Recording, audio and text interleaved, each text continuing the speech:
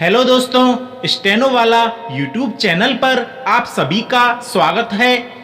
SW special series में रोजाना 80, 90, 100 WPM से ट्रायल और मूल डिक्टेशन दोनों दिए जाते हैं। साथ ही एग्जाम हॉल जैसा अनुभव भी कराया जाता है। यदि आप हमारा चैनल सब्सक्राइब करते हैं तो क्वालिटी देखकर ही करें, अन्यथा नहीं। तो तैयार हो जाएं अपनी पेंसिल और नोटबुक लेकर ट्रायल डिक्टेशन के लिए। यस, कुछ सेकंड से।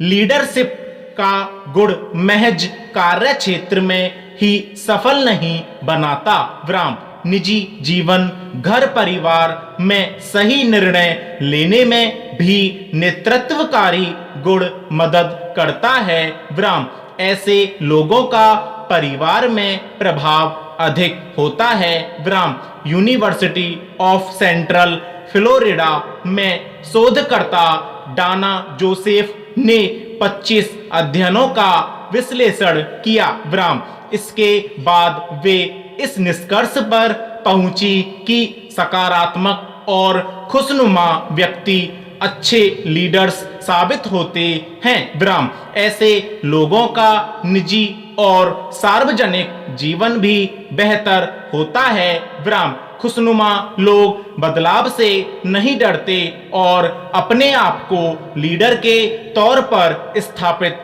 कर लेते हैं, पूर्ण विराम। मूल डिक्टेशन के लिए रेडी?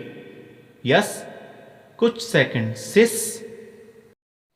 एक कल्याणकारी राष्ट्र के अपने नागरिकों के प्रति अनेक प्रकार के उत्तरदायित्व होते हैं, विराम इन उत्तरदायित्वों की बेहतर ढंग से पूर्ति हेतु विश्व के समस्त देशों में वहां की आवश्यकताओं के अनुसार एक प्रशासनिक तंत्र का गठन किया जाता है, विराम इस प्रशासनिक तंत्र के विभिन्न विभाग अपने कार्य क्षेत्र के प्रति उत्तरदायी होते हैं, विराम इन विभागों का संचालन करने वाले व्यक्ति ही प्रशासक कहलाते हैं, विराम प्रशासक अपने समस्त प्रशासनिक कार्यों की देखरेख, कार्यान्वयन तथा मूल्यांकन संबंधी कार्य करते हैं, विराम राजनीति के उतार चढ़ाव को समझना, नागरिकों की आवश्यकताओं को तत्परता के साथ पूरा करने हेतु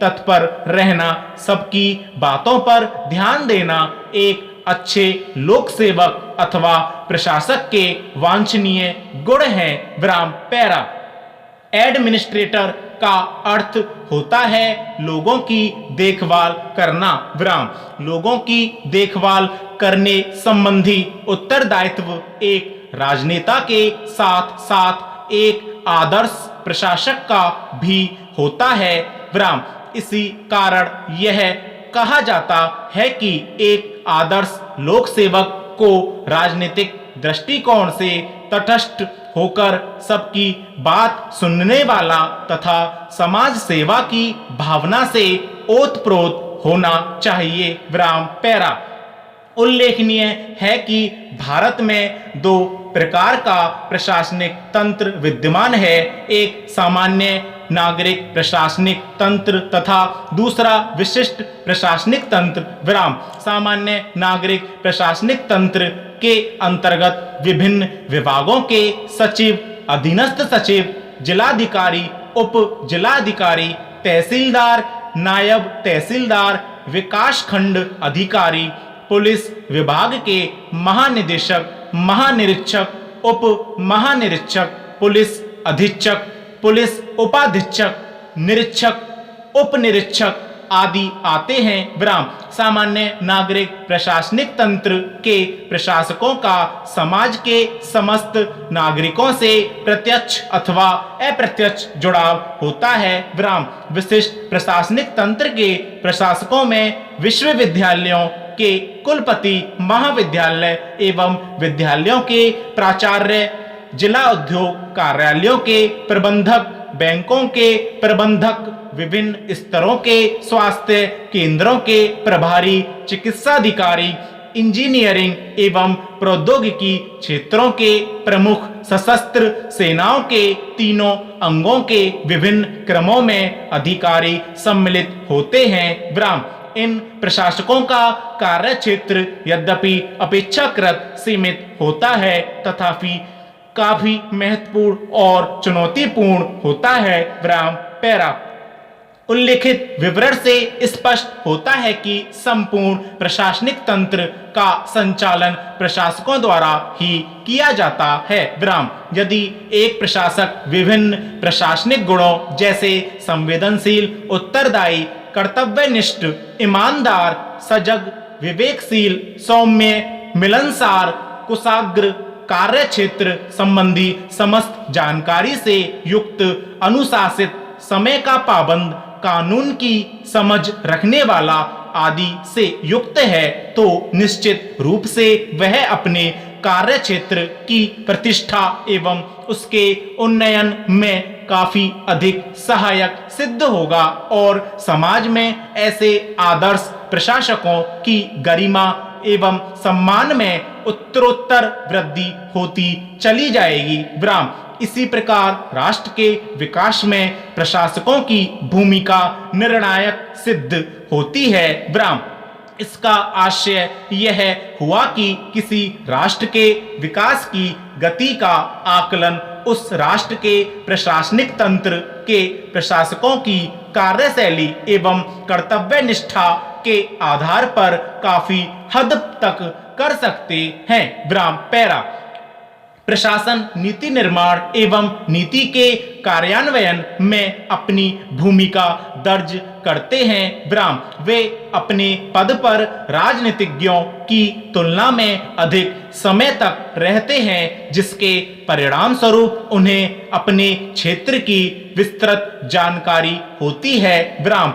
राजनेता तो नीतियों का एक स्थूल प्रारूप मात्र ही बनाते हैं, वास्तविक रूप में नीतियों का निर्माण एवं निर्माण के पश्चात उसे प्रभावी रूप से कार्यान्वित करने का उत्तरदायित्व प्रशासकों द्वारा ही वहन किया जाता है। विराम। पैरा।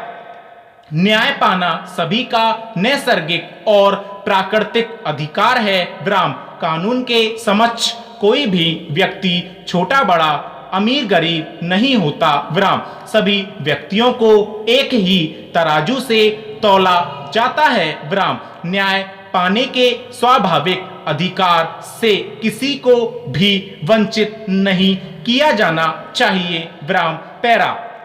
भारत का संविधान भी अपने नागरिकों को सामाजिक, आर्थिक, राजनीतिक एवं न्यायिक समानता प्रदान करते हुए विचारों की अभिव्यक्ति, सांस्कृतिक विश्वास, धर्म एवं उपासना पद्धति के अंगीकरण की स्वतंत्रता प्रदान करता है। विराम। कानून के समक्ष समानता के अधिकार के अंतर्गत एक स्वतंत्र एवं निष्पक्ष न्यायपालिका की व्यवस्था की गई है। विराम। भारतीय न्यायपालिका की संरचना एक पिरामिड के आकार की है जिसके शीर्ष पर सर्वोच्च न्यायालय है, अर्थात सर्वोच्च न्यायालय भारतीय न्यायिक व्यवस्था में अंतिम अपीलीय न्यायालय है। विराम। लगभग प्रत्येक राज्य में एक उच्च न्यायालय है और उनके अंतर्गत निचले अधीनस्थ न्यायालयों का एक पूर्ण तंत्र है। विराम। इसके अतिरिक्त पंचायती राज व्यवस्था के अंतर्गत न्याय पंचायत, पंचायत अदालत, ग्राम कचहरी आदि नामों से भी पंचायत न्यायालय कार्यरत हैं। विराम।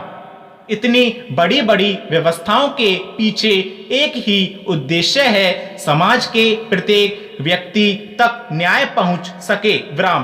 कहीं किसी के साथ किसी भी प्रकार का अन्याय न हो और न्याय के न मिलने पर समाज का कोई व्यक्ति या कोई वर्ग कुंठित ना हो। विराम। पैरा। निर्धन वर्ग हेतु समानता का अर्थ है नागरिक सेवाओं एवं सेना से लेकर व्यापार एवं उद्योग धंधों तक प्रत्येक प्रकार के विशेषाधिकार का समाप्त किया जाना विराम। उनके विचार में वे समस्त चीजें समाप्त की जानी चाहिए जिनसे असमानता उत्पन्न होती है विराम। सामाजिक न्याय की प्राप्ति आर्थिक, राजनीतिक एवं सरकारी समानता एवं सहभागिता के अभाव में नहीं हो सकती विराम। मानव मात्र की स्वतंत्रता, समानता और गरिमा का दावा करने वाली उदार भारतीय परिवेश की तस्वीर अत्यंत भयावह और मार्मिक है विराम। न्यायालयों में धनी वर्ग का बोलबाला है विराम। यह वर्ग अपने धन के बल पर कानून को खरीदने और उसका रुख अपने अनुकूल बनाने में कोई भी कोर कसर नहीं छोड़ता है विराम। वकीलों ने तो जैसे सच को झूठ और झूठ को सच सिद्ध करने की कसम ही खा रखी है विराम। न्यायालय अपने निर्णय प्रस्तुत साक्ष्यों के आधार पर ही प्रेषित करते हैं विराम। इसका परिणाम यह होता है कि धनी वर्ग न्यायालय का निर्णय अपने पक्ष में कराने के लिए इन साक्ष्यों और गवाहों की खरीद फरोख्त करते हैं विराम। कुछ पैसों की खातिर अपना ईमान तक बेचने वाले व्यक्तियों की कोई कमी नहीं है। पूर्ण विराम।